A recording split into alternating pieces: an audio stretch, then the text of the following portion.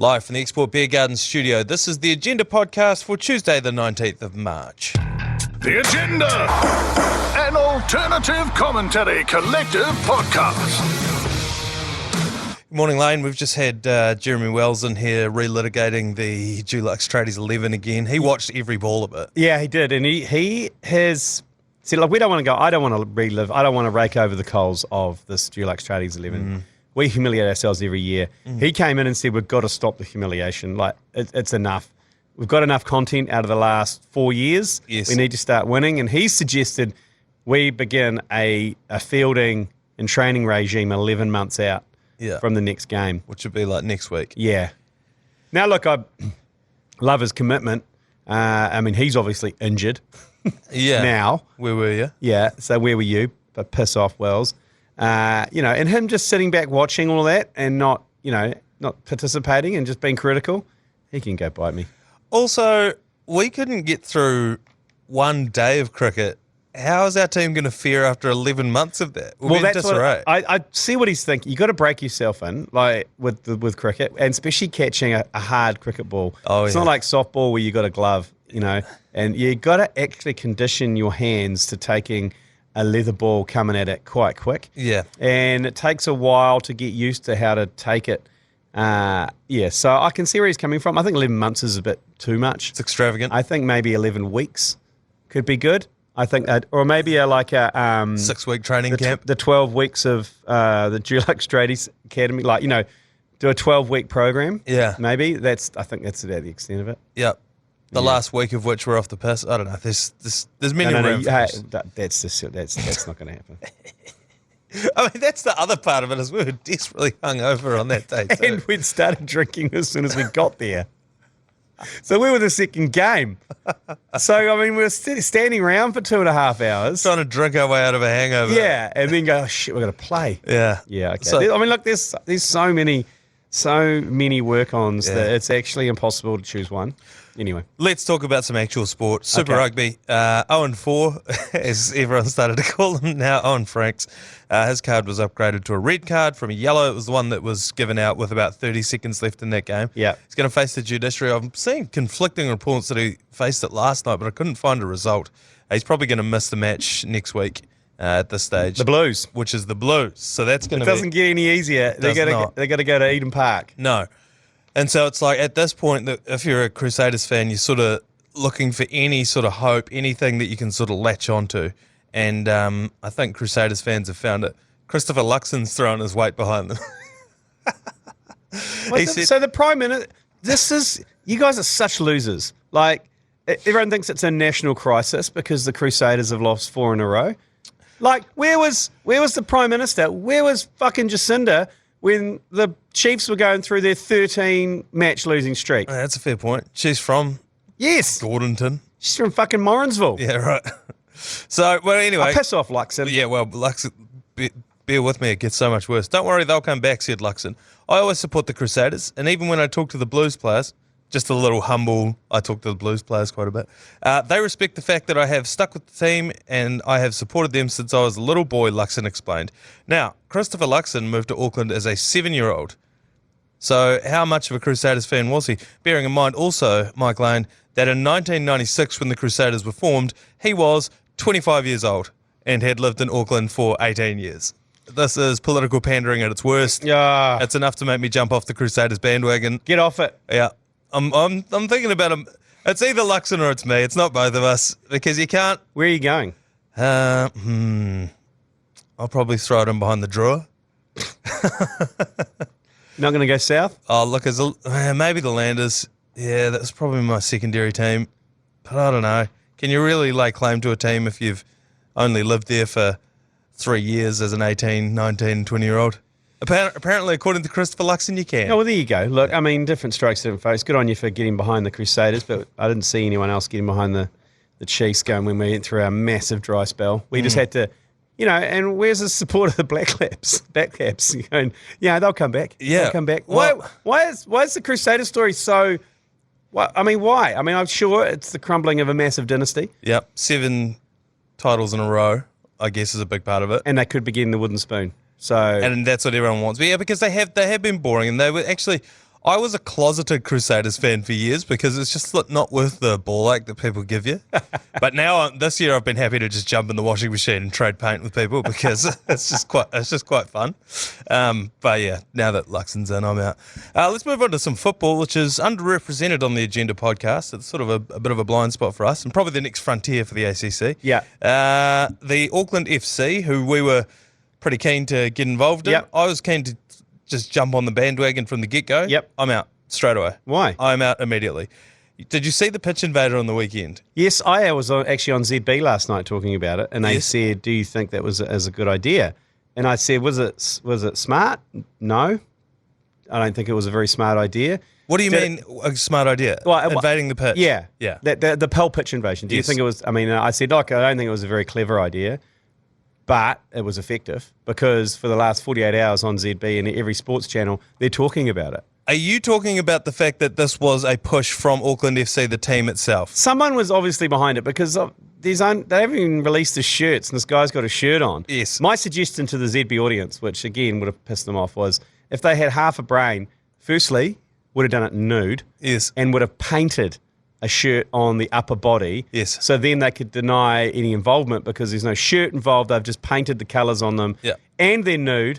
I had a lot of issues with the guy. He looked like he came out of corporate hospitality. Yes. With a shirt on over the top of a collared shirt and a long sleeve shirt. It looked ridiculous. Yep. Terrible match awareness. You're right. Like it was right in the middle of a play and he just wandered along. So look, So you think this is 100% a publicity stunt from the team? No, I'm not from the team. I don't necessarily think it's official. Okay, so who do you think has done this? I don't know. I can't speak on behalf of them, but look, I think someone's been given a shirt. Yes. To go to the game. Go to the game and cause a bit of a stir. I don't think go to the game and run on the field. I don't think they would have said that. That's exactly what's happened because the splinter cell that's claimed responsibility for this tweeted, one of the Auckland FC owners offered us some shirts if we crashed the Knicks party, the group tweeted. Worth it to see all the Wellington fans bleed on about it today. This is such forced fun, engineered rivalry bullshit. They haven't even played a fucking game. That have existed for about a day. And then these guys have chucked their jersey on and been like, oh yeah, we're rivals with these guys. Like, why? Since when? Well, because because Wellington have come out and are playing in Auckland and just milking the Auckland dollar. They'll take that money all the way back down to Wellington and buy some fucking flat whites. Yeah. And fucking pay for another So what? This team didn't underwear. fucking exist. On top of that, Auckland FC's new support crew, who have dubbed themselves fucking Terrazza di Azzurro. This is why I fucking hate soccer. I'm sorry. This is why. This is peak soccer, it's football, not soccer energy. You make a new team, everyone wants to jump on board. You're playing out at Mount Smart and you call yourselves the fucking Terrazza di Azzurro. Yeah, but let us get on board with you. Stop gatekeeping it. I don't know what that means. Some Italian thing, is it? I don't know. I'm sure it means something to soccer fans, but let us get on board with you instead of being like, it's the Terrazza and the Rose. And we love them, even though they've never fucking played a game. This shit pisses me off, and I'm already out. I wanted to be on Auckland FC. I wanted to go full Black Knights, and they've already turned me off it. Oh, are they playing next season, the Black Knights? I don't care. Yeah, I think they are. I don't think that. I think the Out at Mount Smart. Terrazza di Azzurro. I don't even know what that is either. But Yeah, it's so forced. I thought it was another fan group, but it's obviously their fan group. Is it their splinter group? Yeah. Is it their IRA? I presume di Azzurro means something to do with blue. Is it Sinn Féin's IRA? Yeah, something like that. I think just stick to the knitting, the Black Knights. That's their nickname, Auckland FC. Well, let the fans pick their own name when the games start happening, you know? Like the shirts off at the Phoenix thing. That just happened. Nobody was just like, oh, we'll do a shirts off thing. That'd be really cool. I think we should do pants off. Yeah. Yeah. For whenever the Auckland FC score, pants off. Yeah. I don't know. I reckon this is an embarrassing start to the Black Knights, and I'm all out on the Black Knights. You're all out. What's it going to take to get you back in? Some actual organic fandom that I could get in behind instead of people telling me how to be a fan of them. I don't want to call myself the Terrazza di Azzurro. I actually know what it actually means. I've just Googled it. Oh, yeah. And Terrazzo di Azzurro means the terrace of the light blue colour of the sky. And I know you're going to love that so much more, Manaia. So sick, dude. That's so sick. Fuck yeah. Awesome. Auckland FC's new support group. Watch out for them at Mount Smart Stadium coming to you next year. God damn it. God damn it, Auckland You'll be FC. back. I wanted to be in You'll be so back. bad. You'll be back. I wanted to be in so bad. What if we started it? What if we start the supporters? We should. Instead of some corporate wanker chucking a jersey over the top of his already own shirt that he's wearing and then pitch a video. I don't know. I'm out. PGA, just quickly. Xander Schauffele won the TPC Sawgrass yesterday. If you are not paying attention to the golfing world, that's the one that Ryan Fox hit the hole-in-one on a few days ago. It was one of the most agonising losses for Wyndham Clark, who came second. I don't know if you saw the video of this. Oh, man. It was the worst lip out I've ever seen in my life. It did a full 360. It did a full 360. There is a photo doing the rounds this morning of it at the bottom of its lip out, and it is in the hole. It's in the hole, and somehow it's managed to pop back out. It is the definition of had it in her mouth and the kids walked in. It just could not have gone any worse for old Wyndham Clark. It makes me wonder, like, at what point is the ball considered to be in the hole? Does it have to come to a rest in the hole, I guess? Yeah. Because It can't come back out again. Because at one point, that was in there. Pretty disappointing, but he won't be too disappointed because for his efforts coming second, Wyndham will win himself $2.725 million. Xander, for winning it, will get $4.5 million. God, there is some money in golf. Oh, man. Oh, yeah. I'm watching season 2 of Full Swing at the moment on Netflix, and they try and paint the picture of these guys as like, oh, he's having the worst season of his life. No, not necessarily that, but like, oh, he's having the worst season of his life. Things are really going bad for this guy. And then he hops on his private jet and flies back to his home in Florida and like sits on the dock. I know. And they go, yeah, it's pretty tough when it's a zero payday. Yeah, and like you say, and then they walk to their private jet and then head back to Jupiter, Florida. Florida. But the reason that the money's actually a lot bigger now in the PGA, thanks to Live. Correct. Because they made the split between what the PGA makes and what the players get is so small. Yeah. That the Live tournament has forced that up. Which is significantly. Which is so golf to be like, oh yeah, well, we actually had all this money, we just weren't giving it to you. Yeah, correct. What were they doing with it? Just getting rich. Yeah. What I don't understand is why is there so much money in golf? Are there that many people watching it? It's played and watched by cashed up people. So I think that's the important part, is that it's one of the few sports that people play. So everybody in the States, massive fans of gridiron, NFL. Yeah. They don't play it. No. You know, even tennis, probably there's a few of them. No, tennis, that's why tennis works as well. Yeah. Because you can play tennis up until you're 90. Yeah, that's right. And now pickleball's come along. You can fuck around until you're 100. Roger Federer pickleball rackets. Yeah. Come into rival sport. But yeah, that's exactly what it is. And you can sell them the latest new set of irons. Yeah. Which, despite the fact that PGA Tour numbers, like the round scores, basically haven't changed in over 100 years, despite the fact that the clubs have changed dramatically. Well, you look at cycling, it's the same. Yeah. That's why the Tour de France makes so much money, is because you've got all these weekend wounders who cycle around the Devonport Peninsula dressed like fucking Lance Armstrong in the full sponsored Team Sky uniform with a bike that costs about 10 grand. I've made this point before, but when you're sitting at a cafe and then a bunch of mammals, the middle-aged men in Lycra, come into the cafe in their skin-tight Lycra, which, first of all, you're not setting any land speed records, so just relax. It's a bit more comfortable, but you can wear it under your shorts. Sure. I shouldn't have to sit at eye level with your fucking moose knuckle while I'm getting my coffee. If you saw 4 old men pile out of an SUV and walk into a cafe wearing that, you'd probably ask them to leave. What about, I'll flip that, what if they are middle-aged mums in Lycra? Also, no. I still don't want that. Middle-aged MILFs in Lycra? Now we're having a discussion, but I'm saying, the mammals. You know what I mean? I just put yourself in that position. You're sexist. Because there's some pretty ripped middle-aged dudes that have got some good packages and great asses. There's some terrible ones. It's vulgar. There might be 3 in the country. You know, it might be Dave, Sam, and Ben are in great nick. The other 100,000 of them. Do you think atrocious. Do you think they should tie them up outside like ye old horses? Yes. So like if they come along, they've just got little stables they have to go into? Yeah. Sorry, you can't. There should be towels at the door if you want to come in here, because that's disgusting. In what other situation is it okay for a 50-year-old man to walk in skin-tight shorts into a public area? Family bar? See, exactly. That's my point. Gay road. It's absolutely disgusting. Can you imagine? I just can't, like if cycling didn't exist and someone walked in like that, you'd be like, oh my God, he's forgotten his pants. He's having a moment. Or he's been out all night raving. He's been out all night raving and he's ended up at this suburban cafe. Anyway, Hey, where did Foxy end up? I mean, he hit back-to-back eagles. and then missed the cut. Did he miss the cut with back-to-back eagles? Yeah, so Fuck. a little bit grim for Ryan Fox, but still, that moment would be Totally. incredible. All right, let's take a quick break and we will be back with more of the Agenda podcast. The Olympics are on later on this year. I feel like they've Yeah, July. started sneaking up on July us a little bit. in Putty.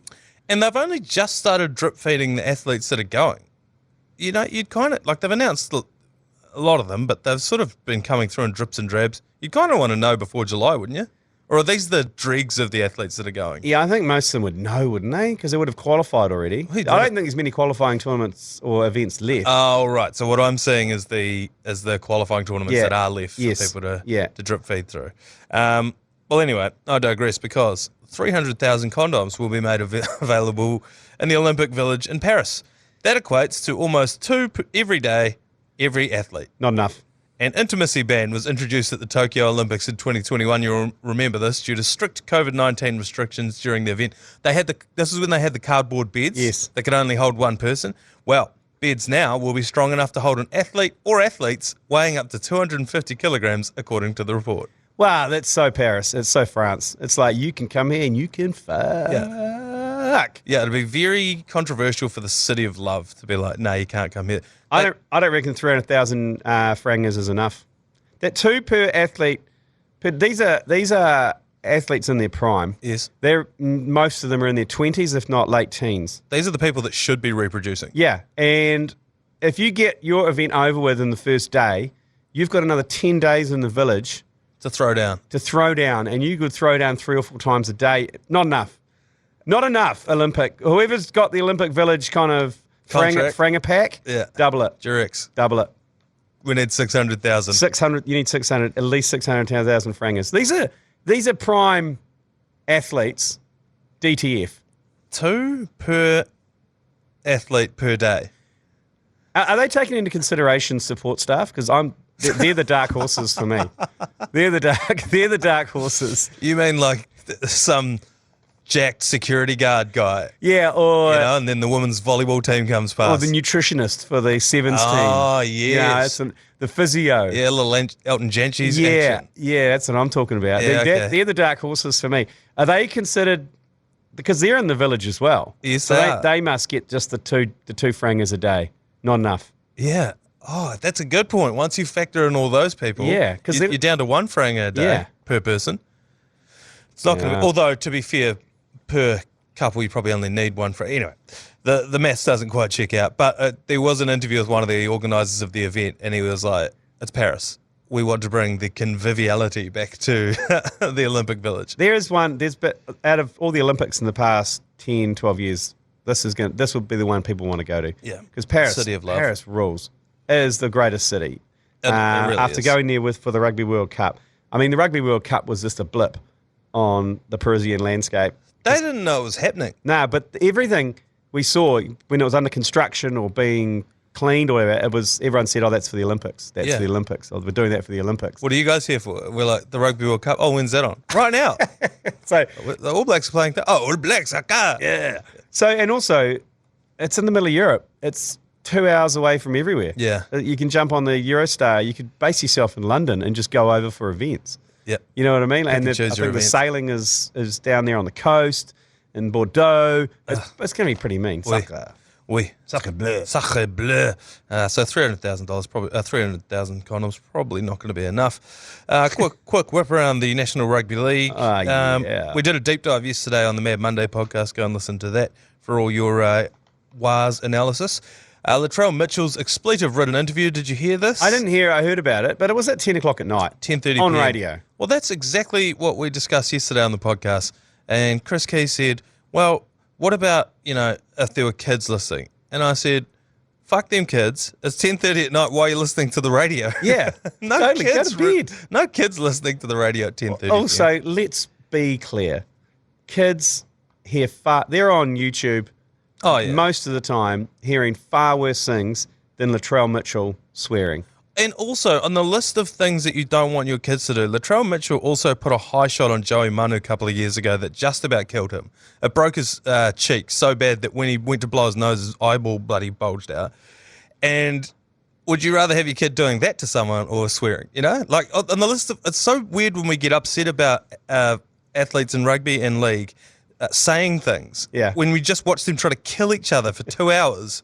But he said a bad word. It's like, what? Why is there this weird disconnect there? Kids aren't learning bad words from athletes, and I can attest to that because my 7-year-old left a message on my phone, videoed himself, calling me a fucking idiot. Yeah, this was before the Latrell interview, by the way. Before the Latrell interview, he basically got on my phone, took my phone in a huff, locked himself in his bedroom with my phone. Can't access my phone, but he can open up the camera because you know you swipe left, you can open up the camera. So the first photo is a selfie of him giving me the bird. Second one is a video, and it's him looking down the barrel of the camera going, Dad's a fucking idiot. I found that the next morning. Yeah. And I had to go, gee, that's quite cool. That is quite good. That's quite good. It was like a real fucking late detonating grenade. Yeah. The fracas was over. In the morning, he's having breakfast, everything's all right. And I kind of pick up my phone, and I started playing it, and I could see him eating his breakfast, kind of smiling at me like that. Like a little shit. That is pretty good from him. So that had nothing to do with Latrell, is what you're saying. Well, anyway, after that... Nothing. Unbelievable. Yeah. Well, after all of that, the Rabbitohs have started a swear jar now. So for any player that swears in a post-match interview, they have to put money in the jar. What's a fair amount, do you reckon? For a league player, Yeah. for it to be significant, $1,000. Yeah, I think $1,000 as well. Yeah. Bear in mind, Latrell's on about $1 million. So what's that? He used the F-bomb 4 times in that interview, $4,000. That's fair enough. Yeah. You got to make it big enough. You can't be $1 or anything. No. It's got to be significant to the jars. And then what do you do with that money at the end of the year? Mad Monday. Yeah, 100%. And just quickly, Luke Metcalf is extended through to the end of 2026. This is good news for Warriors fans. He's really come into his own. We thought there was a bit of a logjam at that number 6 position. There isn't. It's Luke Metcalf and then Tamari Martin, CHT, in whatever order you'd have those two dudes. Yeah. So that's good news for Warriors fans. We are starting to gear up and get quite excited. We're packing the bags with all the technical equipment that we need to head down to Christchurch this weekend. Yeah, Sail GP. For the Sail GP, I'm starting to get a little bit excited about it.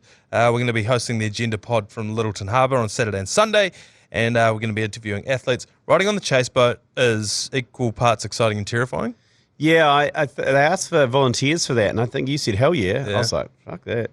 I don't know what a chase boat is. The chase boat is the motorboat that it's follows like them the around, 400 horsepower boat that has to keep up hell with catamarans doing 100 kilometres an hour. Yeah, right. And I don't know, doing 100 kilometres an hour on the water is, I reckon, the equivalent of doing about 200 on land. Yeah. For some reason, it seems so much faster.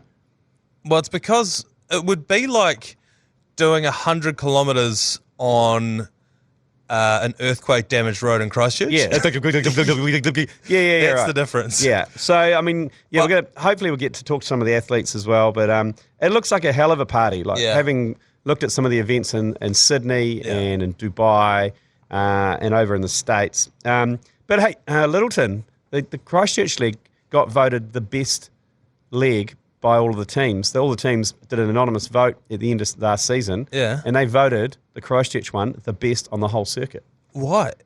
Just for the racing conditions? Racing or for conditions. The I think extracurriculars? the fact that the village is there and they build the village around the port there and everything's in one place. I mean, I think there's a few logistics around getting through the tunnel. I think they closed the tunnel and just put coaches on for everyone to get in. So, but 14,000 people are all booked in there. I think it's sold out. It's gonna. I'm getting like you said. I'm getting quite excited about it. Yeah. Because I think it's going to be pretty loose. And it's just 2 days of what I can only imagine is some pretty good parties. Yeah, and I think getting out on the boat, chasing them around is going to put in perspective how fast they're going, because it can be tough to tell from the sort of helicopter angle. Yeah. They just look like sort of, I don't know, chess pieces moving around a board. Yeah. So I think getting a bit of context on that would be quite handy. All right, time for one more quick ad, and then we're back with yours, please. Yours, please. Brought to you by Leader, home of the lasagna topper. It's your opportunity to air your grievances, chip into the show, give us a bit of feedback, steer us in whatever direction you'd like to. So with that in mind, caller, yours please. Yeah, g'day lads. Barry McCockinu. Well, For the last 4 weekends I've experienced Schadenfreude. That's the German word for taking pleasure from someone's displeasure. Fuck the Crusaders. Fuck you, mate. And I love it every time I hear the pain in your voice when you mention them, mate. Bless. Love. I love you, G Lane. thanks, Barry. Barry. Jeez. That was both disturbing and insightful. Yeah, it was. It had a real Buffalo Bill vibe to it, that one. It did, yeah. Well- the fact he dropped in I love you, G Lane at the end was mildly disturbing. Yeah. Anyway. I'm glad he's taking a bit of pleasure away from my displeasure. I think that's the general sentiment around the country. Yeah. And look, I'm gutted for everyone out there that's enjoying that because it's over now and they're going to beat the Blues this weekend. So. Do you know if they are going to beat any team, the Blues are the only ones that'll shit the bed? Yep. Well, I think the Drua in Fiji are a bogey team for the Crusaders now. Yeah. The Crusaders are a bogey team for the Blues. Yeah. For sure. They are. There's just something about it that the Blues just can't wrap their head around. But anyway, let's move on. I got one more headline that I wanted to mop up with you, Lane. This was something you bombed into the chat. I was reading the article as you sent it through. Wastewater booze results are in. So they've done the same wastewater analysis that they did when they were trying to track down COVID-19, when they found out that cocaine's made it south of the Bombays. Yeah. It's the exact same test that they've been doing. And they've been testing how much we've been drinking as Kiwis. And I think we generally think that we're quite heavy drinking country, don't we? Would you say, well, you can see it in front of you, small town New Zealanders are bigger boozers than city dwellers? Yep. I think that's I think fair to say. people know that, don't they? People did know that. I don't think that shows anything that we didn't already know. Kiwis over 15 drank an average of 12.2 millilitres of ethanol a day. That's around one standard drink and around 5.5 litres per year. That rate was below the global average and behind comparable countries like Canada, who drank 29.2 mils per litre, which is more than twice what we drink per person per day, and Australia, which is 17.6 millilitres. So they are 4 millilitres ahead of us. Millilitres. Come on, Kiwi, we can do better than that. I know. Give them a taste. Kiwis' drinking rates compared most closely with Italy's, which is at about 12.6 mils, which I thought was quite interesting but I guess the difference is they're having a glass of wine or two with every dinner. Yeah, they have a glass of wine with breakfast. I mean, when you compare it with countries like Germany, which only classified beer as an alcohol in 2011, up until then it was a soft drink. You can kind of see why we'd be, but I think we sort of thought that we were a bit hearty. Well, not hearty, but I thought we were drinking a bit more than that. Westport, Queenstown, and Dunedin's respective annual mean figures were 16, 15, and 13 mils, which puts them on par. Westport's on par with Australia. Yep. Queenstown, which I would have expected to be higher, just based on the fact that everyone there is not from Queenstown; they're just there to piss up. Yeah. Anyway, the highest consumption recorded in Queenstown was on the day the Stallions male strip review gave a one-night-only performance. Just Prosecco. It was like 80% Prosecco going into the into the wastewater. Connor, what else can you test in the wastewater? Because I know they had COVID, they had cocaine, alcohol. I mean, can you find out some other things? Can you test find for out toppers? how many toppers have been consumed? Can you find out how much number threes are in the wastewater? Oh. Like how much threes are being sent down the drain? Yeah. How many billions and billions of civilizations are being flushed down the toilet That would be a great. or down the plug hole? That would be a great stat. Because then you'd be like, Who are the biggest wankers? correct. What region has the biggest wankers? Yeah. And ironically, it probably won't be Auckland, and then you can't say the Auckland wankers anymore. Yeah. So, or North Island wankers. Because I'm picking Yes. that small town New Zealand will come through. Throwing down. Yeah, you they'll reckon? be throwing down. They're clogging. Well, this is the other part of it. How much of it gets stuck in the drain and doesn't make it into the wastewater systems? So can we? Because Can we commission the report, please? Yeah, I mean, because these wastewater people they've got a lot of data. Yeah. Available to themselves. So I I think they need to branch out a little bit. Yeah. And maybe do some other. I guess the thing is why they won't do it is what do you do with that information once you got it? Just PR it. It's a bit like the sex survey every year is commissioned by Durex. Yeah, The right. sex of how many people are having sex all the time. Well, it's always commissioned by Durex. It's just a big PR exercise. Yeah. So maybe Big Sex need to commission. Who is Big Sex? I suppose it's Durex. Yeah. But I suppose they don't want to encourage wanking because they don't use their product. Oh, I suppose they use your lube and stuff. I don't know. I don't know what lobby group can commission Yeah. the wankers survey. Winston Peters? I don't know. Yeah. Maybe we will. Yeah. I mean, how much does it cost? Mate, I need to get hold of Big Wastewater Yeah. and ask them. So All right. There you Well, go. we'll commission the biggest wankers in the country survey, and we'll let you know how we get on. That'll do us for today. I'll knock this thing on the head, and we will be back tomorrow for a Wednesday edition of the Agenda podcast. We'll see you then. You've been listening to the ACC's Agenda podcast. For more episodes, subscribe on iHeartRadio or wherever you get your podcasts.